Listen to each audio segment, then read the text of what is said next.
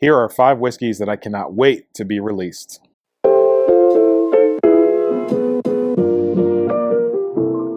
What's up, everybody? It's Ty the Bourbon Guy, and welcome back to my channel. Today we're going to talk about 5 whiskeys that aren't out yet, but will be released soon. Hopefully soon, hopefully very soon. And I cannot wait to try to find these. Hopefully it's easier to find and not too hard. There are 5 that I'm very interested in. Now, for those that may not know, when you are releasing a new product or change your label or whatever it is, you have to submit that information to the government. That's a public database that you can actually go into and see which labels have been approved and whatnot. So it kind of gives us an insight as to what's coming out even before they do any type of press release or talk about it or whatever it is. Doesn't necessarily mean it's going to come out. It could be an instance where they just have a label. Maybe they're kicking around a few different ideas before they actually decide on what they want to do. But I would say, I don't know that I've ever come across a time where it didn't get released, but it's at least a way for us as consumers to peek back behind the curtain a little bit, kind of see what's going on before they ever make any type of announcement. And there are some pages on social media that are truly dedicated to just figuring that out. And I appreciate it because it saves me a lot of time. Coming Whiskey on Instagram, make sure you give them a follow as well. Now let's get into it. All right, number 1 is Old Granddad 16 year. Now, this to me is very interesting. You have Old Granddad, you have Old Granddad Bonded, and then you have Old Granddad 114 currently, 114 proof, right?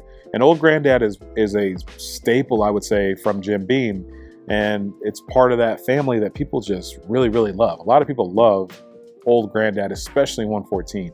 For me, I can see why people enjoy 114. It's not that I don't enjoy 114, but I think the Bonded at 100 proof is actually, it just has better drinkability, and in my opinion, it has a little bit more to it in terms of characteristic, but that's just my opinion. This is also a high rye bourbon, so it might be a little spicier on that side of things than maybe what some are used to or some would enjoy. But plenty of people enjoy Old Granddad, the entire lineup. Now you take the 100 proof and you bump it to 16 years. I'm curious, I didn't see bottled and bond on there, so that kind of maybe, I don't know which part of the regulation that breaks. I would assume maybe over distilling season, maybe this is a blend with an age statement of 16 year, maybe there's more in there that's older than this, because otherwise they could have just kept it Old Granddad Bonded and then just made it a 16 year. To my knowledge, this is not a bonded product. So I'm curious which part of this we broke that in. Or maybe they just didn't care to follow up with it, but I doubt that's the case. I'm assuming there's some part of the process that it didn't apply. The comparison that comes to my mind is Knob Creek. Now, Knob Creek is one that traditionally goes at 120 proof. Decent product, a lot of people love it. For me, not necessarily my favorite. And I think it's because I've had older whiskey that's Knob Creek at 120 proof. When they released the 12 year and they released the 15 year and they released the 18 year, all 3 of those expressions are 100 proof. Now, I do know there's a cask strength version of the 12 year floating around somewhere, and I never was able to find it, but I would love that bottle. All the other ones are at 100 proof. And after I had it at 120, to drop it back down and have a 15 year at 100 proof, I felt like it was just a little diluted. It just didn't feel like the product that I tried and I really enjoyed. But again, at that type of age range, when you're talking 16 years, I trust them enough to kind of take that into account, and maybe they're doing that. Maybe they're bringing that down in proof a little bit because of that oakiness. Maybe it's too harsh and they're trying to bring that down and mellow it out a little bit, but I'm a fan of that, and that's what I wanted in it. I do think Old Granddad will be different because, at least for me, because I'm used to drinking the bonded version. You now bump the age up, and this is going to heighten any characteristics that are typically in that bonded bottle. Now, if you're used to drinking 114, I think it's a trade-off because you're going for an older product, but the proof comes down. So I still think overall people will enjoy it, and it's definitely one I'm going to want to hunt. All right, number 2, Booker's Bourbon. This is the Reserves Batch 2024. I don't know if this, I would assume maybe that this is replacing Little Book. I'm not 100% sure on that, but we're going to stick with Jim Beam, and we're going to talk about Booker's now. So for those that maybe aren't as familiar, Jim Beam produces Old Granddad, and they produce Booker's, they produce Basil Hayden, they produce Baker's, they produce a lot. There's a lot under the Jim Beam portfolio. Booker's in general is one of my favorite go-to bottles. I love Booker's bourbon. And I'm not saying that I love it because it's the best bourbon out there and this is, you know, whatever. I know people are going to come for me in the comments or whatever it is and say that there's, oh, this is better than that or whatever, or the price of Booker's. I get all that, but just overall as a whiskey, and I think when you talk about prior years being better and this batch is better than this batch and the batches have kind of fallen off and blah, blah, blah, blah. Yeah, I don't know. Either way, to me, it's still a great product and it's a great experience for me. I enjoy, there's something about it. There's just something about Booker's that's special to me personally, and it doesn't have to be special to you. That's what makes this whole whiskey hobby, this whole thing special, is I can enjoy one thing, you can enjoy another, and neither one of us have to be wrong. But I'm a fan of Booker's either way. I was a fan of a few different Little Book expressions, but there were some that were just too experimental for me. So I'm curious what this Reserves batch is really going to do. Is this going to be a Booker's but just on steroids? Or is this another experiment that we're just going to take all the way over here in a different direction? We'll have to wait and see. But it's one I'm definitely excited for. All right, number 3 from 2XO. This is the Sneakerhead Blend. Now 2XO, meaning 2 times oaked, double barreled, you know, however you want to explain it. But that's what this is. This is a series and a brand that was actually created from Dixon Dedman. Dixon Dedman is highly known in the whiskey world as somebody that really understands what they're doing with whiskey and traditionally puts out amazing products. He started this brand of 2XO, and this is the 5th expression within that series. Now, next to me, I have the Innkeeper's Blend, which was my favorite blend so far. I absolutely love that bottle. I think it's a really, really good bourbon, but not taking away from the others. I think this is where we kind of get stuck with this batch-to-batch thing.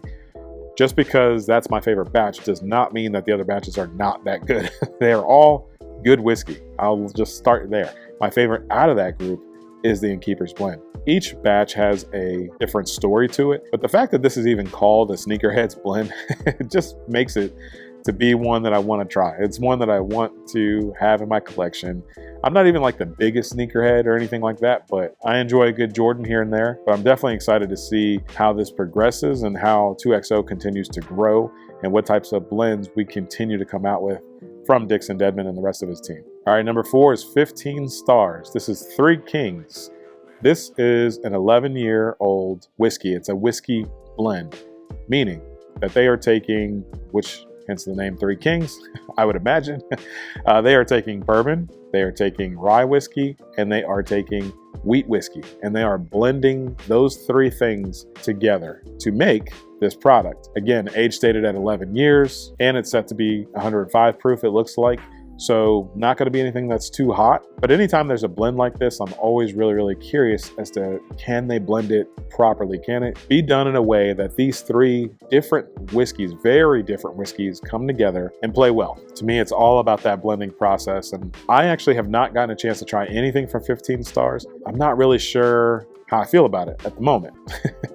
I think if I was able to try something or sample it first, and I think that's the case with a lot of these, right? Like, you look at a price point for 15 Stars, and I know that there are some bottles now that are starting to become a little bit more within reach, but I look at brands like, whether it's 15 Stars or 4Gate is another one that comes to my mind, where you don't really have a product that's at a lower price point for people to be introduced to your brand. And maybe that's by design. You have a harder time trying to sell people on this whiskey that's a $200 bottle, 150 plus, whatever it may be. And I don't know how much this particular one's going to cost, but it's just one that for me, you know, anytime I've done tastings or like different events where there's several different brands, the line for 4Gate and the line for 15 Stars is always crazy. And I always think it's because people want to know, is this really that good? Is it worth that type of price point? With me never having anything from 15 Stars before, there are a few out there that I would like to try to see if I enjoy it. I think this blend actually sounds better for me. I know they've finished some of their other products in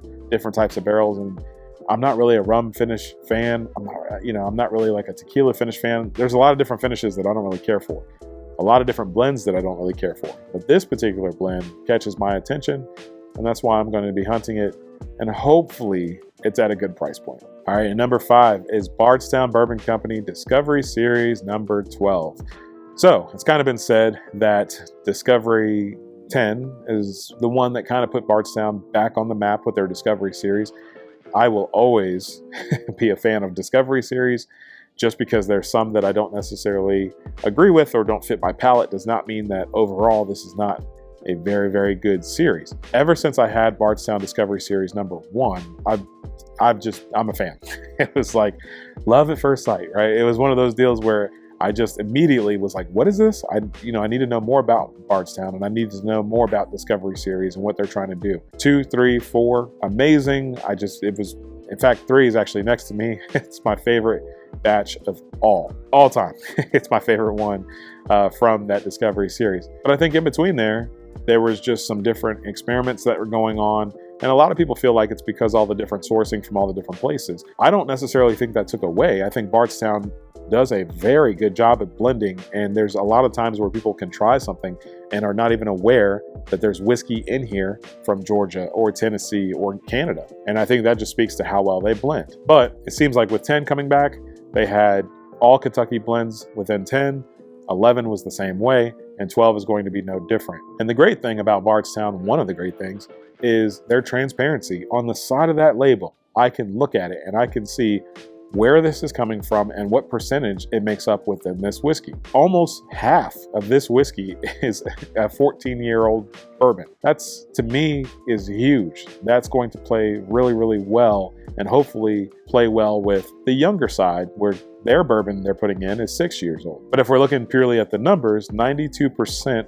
of this blend is at least 10 years old. So you have some of their 6-year product going in, which is a very good 6-year product, if I may add my own opinion to it. You have that going into this blend, but on top of that, 92% is either 10 or older, and almost half of it is 14 years. I mean, this, to me, this just screams that this is going to be a very good blend, a very good batch, and it's definitely one, if I don't buy every Discovery Series anyway, it's going to be one that I'm definitely looking for and making sure that I get and add to my collection. All right, so that does it. That's 5 whiskeys that I hope all come out this year.